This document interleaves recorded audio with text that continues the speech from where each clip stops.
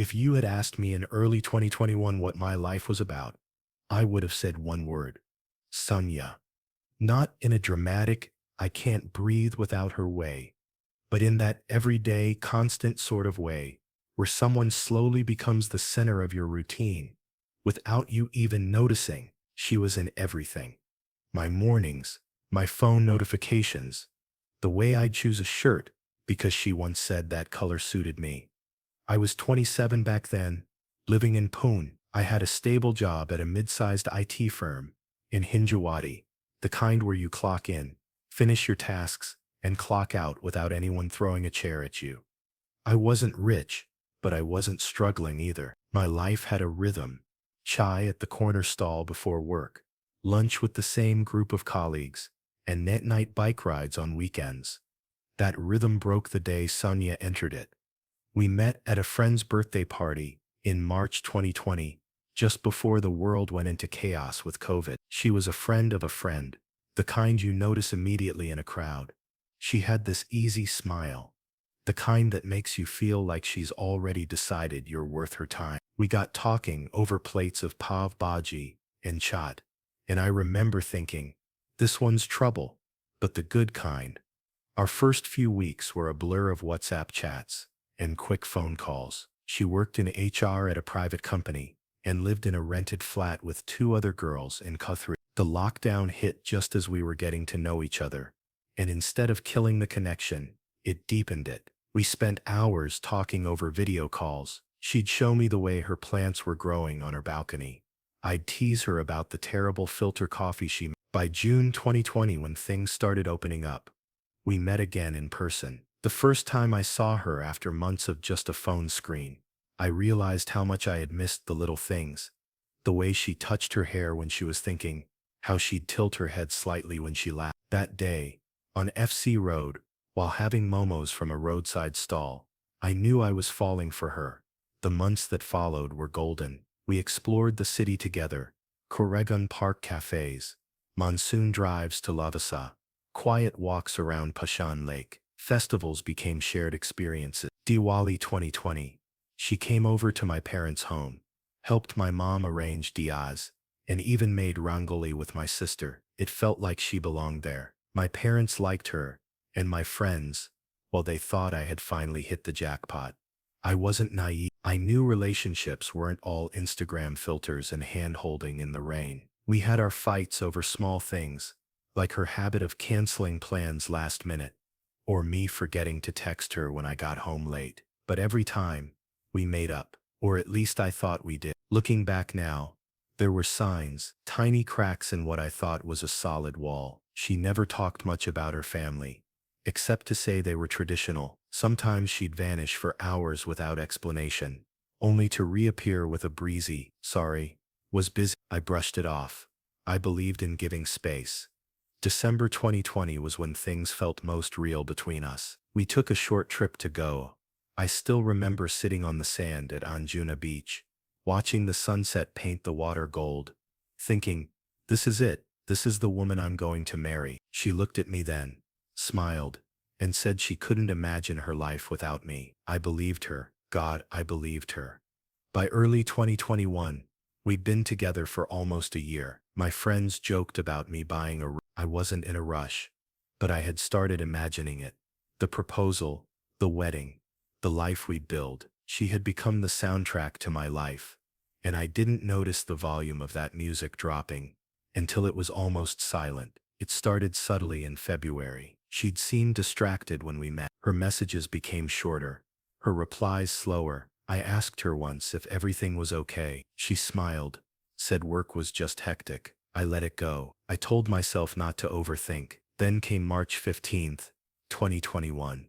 A date I will never forget. She asked to meet at a small cafe in Ban. I was expecting one of our usual lazy Sunday afternoons. Instead, she told me she had to break up with me. Her voice was calm, almost rehearsed. She said her family had been pressuring her, that they didn't approve of us, and that things had reached a point where she couldn't fight them anymore. I remember staring at her, trying to process it. My first instinct wasn't anger.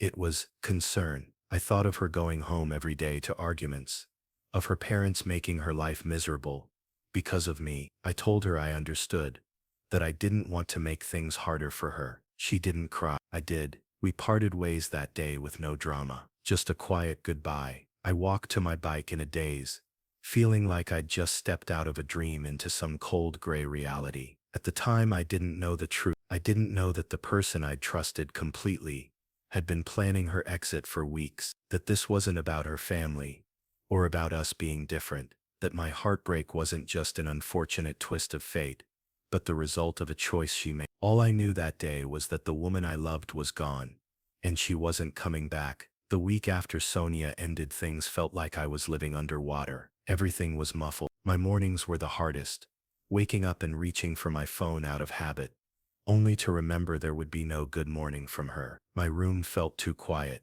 Even the chai at the corner stall tasted different. I kept telling myself I'd done the right thing by letting her go without a fight. I told myself she'd been under unbearable family pressure, that she'd probably been crying herself to sleep every night too. It was easier to believe that than to consider any other possibility. But believing didn't make it hurt any less. I'd be at work halfway through writing a report, and suddenly her face would flash in my mind. The way she'd tilt her head when listening to me talk, the smell of her shampoo when she hugged me. It was like grief, but worse because she wasn't. She was just living somewhere else, moving on. For almost 2 weeks, I kept my distance. I didn't try to call her, didn't send any messages. I thought maybe that was the dignified way to handle it. I focused on work, on spending time with friends, on pretending I was okay. It was a Friday night when the cracks in that version of the story began to show. I was at a small get-together at my friend Rafit's place. We were all sitting around, playing cards, when someone mentioned they'd seen Sonia at Seasons Mall the previous week. At first I brushed it off. Pune isn't a small town. Sightings are bound to happen. But then the guy added something casually, almost as an afterthought. She was with some guy. Looked pretty close. The words hung in the air for a second before I laughed it off. Probably her cousin, I said. Even as I said it, I felt my stomach tighten. The next day, Rafit messaged me asking if we could meet. We ended up at our usual spot, a rooftop cafe near JM Road. He didn't waste time. He told me straight, Sonia wasn't pressured by her family to leave me. There had been no dramatic fights at home, no ultimatums. She had met someone else, an NRI, well settled. From what Rafit had heard, he was from London, worked in finance, and had been visiting India for a month. He was everything I wasn't: richer, more secure, and apparently more appealing to her. They'd met through a mutual acquaintance at a wedding in February, and she'd been seeing him while still with me. I remember feeling like the ground had dropped away beneath me. My first thought was disbelief. Rafit had to be wrong. Sonia wasn't like that. She couldn't be. But then he showed me something that left no room for doubt. Screenshots from another friend who'd seen her social media update. Not the public ones I could see, but her private stories. The ones she'd blocked me from viewing. Pictures of dinners, trips, smiling selfies with him. It felt like someone had reached into my chest and crushed my heart with their bare hand. Not because she had moved on, but because she had lied so convincingly. She had sat across from me that day in the cafe, looked me in the eye, and told me she was leaving because her family was forcing her to. She had let me believe she was a victim of circumstance, when in reality, she had already chosen someone else. That night I didn't sleep. I lay in bed replaying every moment of our last month together. The times she had canceled plans, the vague excuses, the distracted look, all the little signs I had ignored because I trusted her. It was all there, hiding in plain sight. By morning, my sadness had hardened into something else. Anger, not the loud screaming kind, but a cold, steady burn. I wasn't angry because she had chosen someone else. People fall out of love.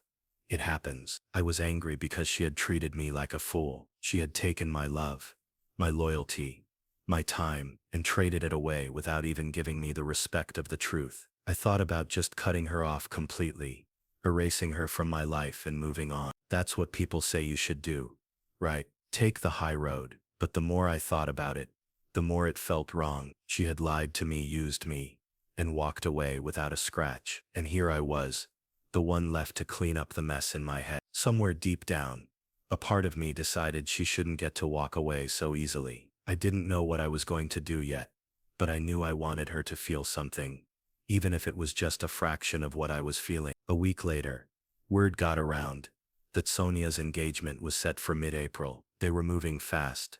Apparently, the NRI guy was flying back to London soon, so the families had decided to get the wedding done quickly. That was when the idea started forming in my mind. It wasn't fully clear yet, but it was there. A small sharp thought that kept growing each day. I didn't want to fight with her. I didn't want to send her angry messages or post cryptic Facebook statuses. No, I wanted something quieter, more deliberate, something she wouldn't see coming. Looking back now, I think that was the exact moment when my heartbreak stopped being just heartbreak and became something else entirely. The days after I found out the truth about Sonia were like living in a constant fog. Every morning, I woke up hoping it was all a bad dream, only to remember the reality before my eyes had even fully opened. I couldn't escape it, no matter how hard I tried. Her face was everywhere. In my phone, in the empty seat across the table at lunch, in every song that suddenly felt like it was written for me. I lost my appetite for almost a week. Even the food I once loved, spicy vada pav from the stall near my office, the samosas from that little shop in Kalyani Nagar, all of it tasted bland. I forced myself to eat, because I knew skipping meals wouldn't help. But the joy was gone. Work became a nightmare. Concentration was impossible. My fingers would hover over the keyboard staring blankly at the screen, while my mind replayed every memory I had of her. I'd catch myself smiling suddenly, as if remembering a joke she told, only to be dragged back down by the realization that those moments were gone and stolen by someone else. My friends tried to help. Rohit was there most days, calling me, dragging me out for walks or cricket matches, but even their efforts felt like a hollow echo. They didn't really understand what it was like to have your trust shattered like that, to realize the person you thought loved you had already been living a lie. My family noticed too. My parents, usually the rock-solid support system, were. My mother would ask if I was eating properly. My father would quietly sit beside me during dinner, saying nothing but showing enough concern in his eyes to make me break down once or twice. I hated being the cause of their worry. I hated that Sonia's betrayal had spilled over and hurt them too. Some nights, the loneliness was suffocating. I'd sit on my terrace, looking up at the same stars she once told me she loved. I thought about calling her just to hear her voice one last time, but my pride stopped me. Instead, I wrote long messages in my notes app. Things I'd never said. Pages of words pouring out the pain, the anger, the questions. Why? How could she do this to me? Was I not enough? But somewhere in all that pain, I started to feel something else creeping in. A fierce, stubborn urge not to be the victim anymore. I couldn't let her erase the year we spent together as if it meant nothing. Those memories, our love, had to matter somehow. That's when the idea started to take shape. Clearer now. Sharper. I would go to her wedding, not to cause a scene, not to beg or scream. I would go, eat their food, laugh with the guests, and then show them everything. The real story she had tried to hide. At first the thought terrified me. What if I looked like a desperate fool? What if it backfired, and everyone sided with her? But the more I thought about it, the more I realized I had nothing left to lose. If she could be so cold to me, so calculated, then maybe it was time I showed her what it felt like. I started gathering everything: our WhatsApp chats, photos, videos, the digital footprints of our relationship that only I had saved. Each message, each meme we shared, each silly selfie was a piece of the puzzle that showed the closeness we had. I printed screenshots, copied conversations, and prepared a small album. There was also the question of the gift. I didn't want to bring flowers or sweets. No, I wanted something meaningful, something that would speak louder than words. That's when I decided on a palm leaf plate. Something traditional, durable, and symbolic. I had it engraved with key messages from our chats, a silent testimony of our time together. Every step of the plan made me feel alive again. For the first time in weeks, I wasn't drowning in sorrow.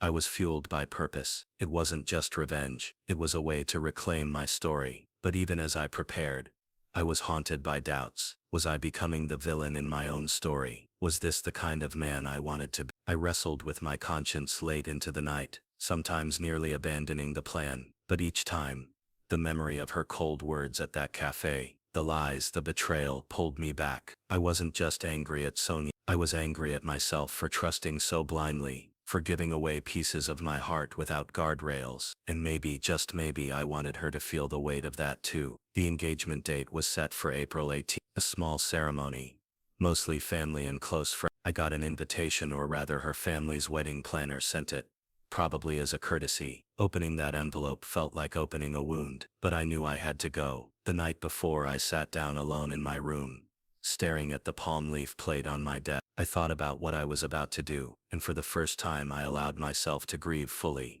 Not just for Sonia or the relationship, but for the person I thought I was and the man I was becoming. I knew this was a crossroad. I could walk away and try to heal quietly, or I could step into the fire and face the consequences. The choice was mine.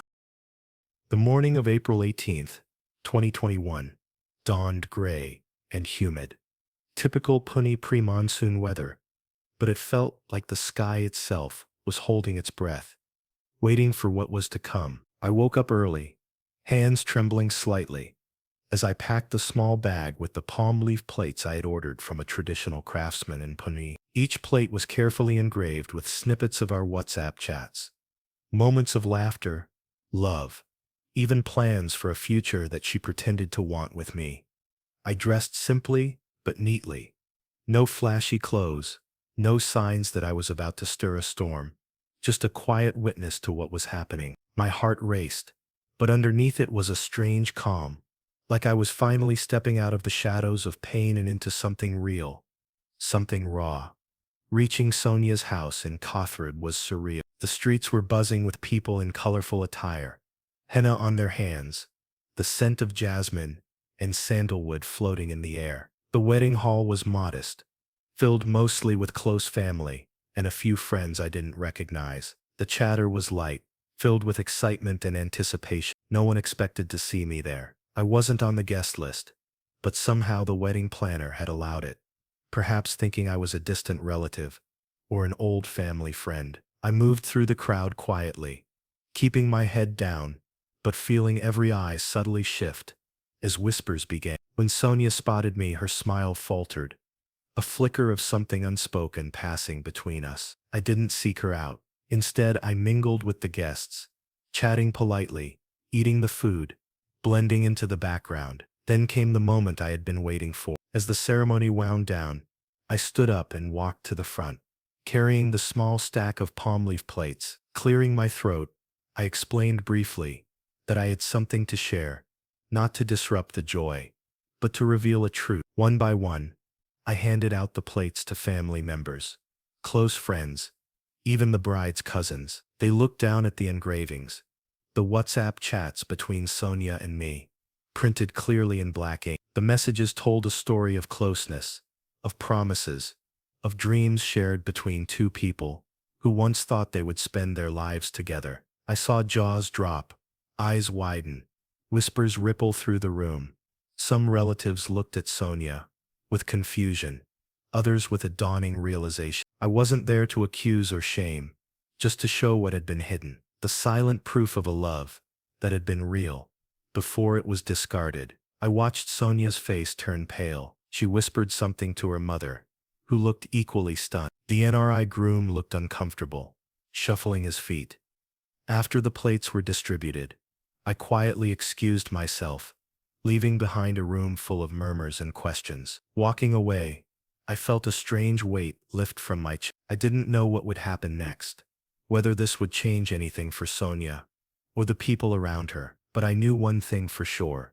I had taken back control of my story. Later that night, sitting alone on my terrace under the same stars she once loved, I reflected on everything. Was this revenge? Maybe. Was it closure? I hoped so. But mostly, it was a testament to love, to betrayal, and to the strength it takes to stand up and say, I won't be silenced. In the days after the wedding, Pune felt both the same and completely changed. The usual sounds, honking autos, street vendors shouting their wares, children playing cricket in the alley, all carried a sharper edge now, like the city itself had witnessed something it couldn't quite forget.